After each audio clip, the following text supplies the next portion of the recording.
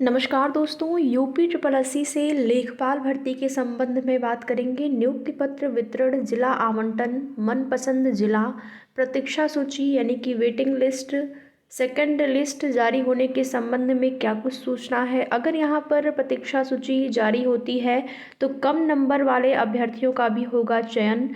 तो देखेंगे यहाँ पर पूरी सूचना क्या है। और आप सभी को बता दें कि जो आपकी सबसे पहले यहाँ पर जो आपका नोटिफिकेशन था, विज्ञापन था आपकी भर्ती में, उसकी जो नियमावली थी उसमें सेकंड लिस्ट को लेकर कुछ भी नहीं कहा गया था।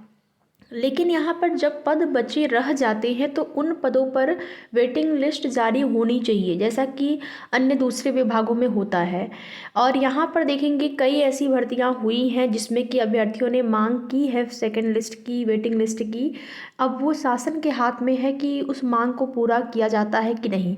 तो यहाँ पर लेखपाल भर्ती में भी अभ्यर्थियों के द्वारा ये प्रयास जो है प्रारंभ हो चुका है कि वेटिंग लिस्ट जारी की जाए, क्योंकि कई ऐसे अभ्यर्थी होंगे जो हो सकता है फाइनल सिलेक्शन होने के बाद भी ज्वाइनिंग लेटर न लें का मतलब ये है कि जैसे कि कई आप देखेंगे सोशल मीडिया प्लेटफॉर्म के माध्यम से कई ऐसे अभ्यर्थियों के द्वारा बताया जा रहा है कि उनका चयन किसी अन्य भर्ती में हुआ था, लेकिन फिर भी उन्होंने यहाँ पर डीवी कराया और फाइनल रूप से भी उनका सिलेक्शन हो गया है, लेकिन वो अपनी पहली जॉब से संतुष्ट हैं तो यहाँ पर वो ज्वाइनिंग नहीं करेंगे।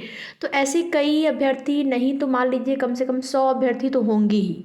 ऐसा आप मान सकते हैं कि 100 अभ्यर्थी ऐसे होंगे ही जिनका कहीं अन्य जगह पर चयन हुआ होगा, उसके बाद भी उन्होंने डीवी करवाई होगी, केवल और केवल ये देखने के लिए कि मेरा यहाँ पर हो पाता है कि नहीं, फाइनल रूप से मैं सेलेक्ट हो पाता हूँ कि नहीं। कई ऐसे अभ्यर्थी होंगे तो इनसे इससे क्या होता है कि बस सीटें जो है व्यर्थ जाती हैं। और उन सीटों पर अगर यहाँ पर प्रतीक्षा सूची जारी हो जाती है तो फिर कुछ कम अंक वाले अभ्यर्थियों का भी हित हो सकता है। इसके लिए आप यहाँ पर देखेंगे तो न्यूज़पेपर के माध्यम से जो अभ्यर्थियों की मांग है उनको आप सभी देख सकते हैं। प्रतीक्षा सूची से रिक्त पदों को भरा जाए। लेखपाल भर्ती में रिक्त पदों को प्रतीक्षा सूची से भरने की मांग उठी है। प्रयागराज, वाराणसी, आगरा, गाजियाबाद आदि जिलों के बेरोजगारों ने शुक्रवार को आज़ाद पार्क में बैठकर अन्य आयोगों की तरह लेखपाल के रिक्त पदों पर भी प्रतीक्षा सूची से नियुक्ति का अनुरोध किया है।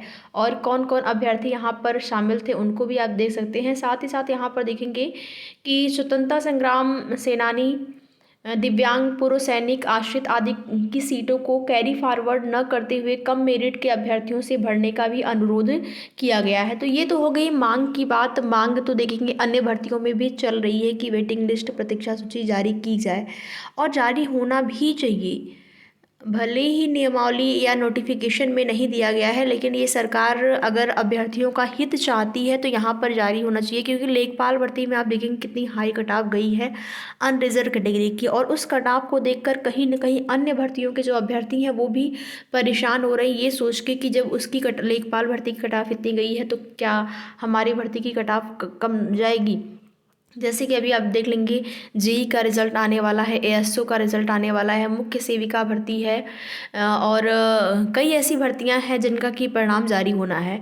तो अभ्यर्थी कहीं ना कहीं इस परिणाम को देखकर बहुत ज़्यादा परेशान हो गए हैं। इतनी हाई कट ऑफ, क्योंकि किसी ने भी नहीं उम्मीद किया था कि हाँ, ये लग रहा था कि 81 जा सकती है कट ऑफ, हो सकता है पॉइंट में कुछ ज़्यादा हो जाए, लेकिन 83.25 ये किसी ने नहीं उम्मीद की थी कि कट ऑफ आपकी इतनी हाई जाएगी।